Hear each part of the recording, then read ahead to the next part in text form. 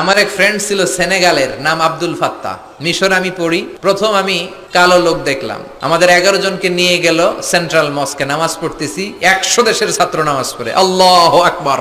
নামাজ পড়ে সালাম ফিরিয়ে দেখি ডান দিকে একটা মনকার, বাম দিকে নাকির কুচকুচে কালো। আমি দিছি দৌড়। আমাকে যারা রিসিভ করেছে বলল, ভাই মিজান দৌড়াও কেন? আমি কই এরা কারা? কই এরাই তোমার বন্ধু। সর্বনাশ, 5 বছর এগুলোকে থাকতে হবে, তোমাকে গোটা বিশ্বের ইসলাম সম্পর্কে জানতে হবে, গবেষণা করতে হবে, ঠিক না?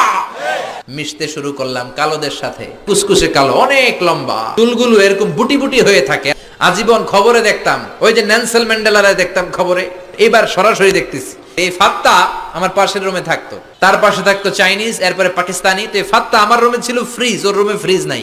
ও পানি নেওয়ার জন্য, ঠান্ডা পানি নেওয়ার জন্য আমার রুমে আসতো। আমি ভয়ে ভয়ে ওর বোতল লয়ে এই দরজা আটকায় দিতাম। প্রথম দিকের কথা, ভয় পেতাম কি না কি হয়। পরে দেখি না, মাশাআল্লাহ, কলিজাটা আকাশের মতো উদার। অনেকে আছে ধবধবে সাদা কিন্তু অন্তরটা এরকম কুচকুচে কালো, আছে না নাই? ওরা মানুষ কালো কিন্তু অন্তরটা ভালো। কি বন্ধুত্ব হয়ে গেল আমাদের মধ্যে, ফ্রেন্ডশিপ।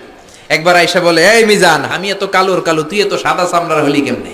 ইসলাম বলে কালো সাদায় পার্থক্য নাই, ঠেলাওয়ালা কুলি মজুর, দিন মজুর, প্রধানমন্ত্রী প্রেসিডেন্টে পার্থক্য নাই। আপনি মসজিদে যদি ঢুকেন, প্রেসিডেন্ট যেই কাতারে দাঁড়াবে, কুলিওয়ালা ঠেলাওয়ালা ওই কাতারে দাঁড়াবে, ঠিক কি না?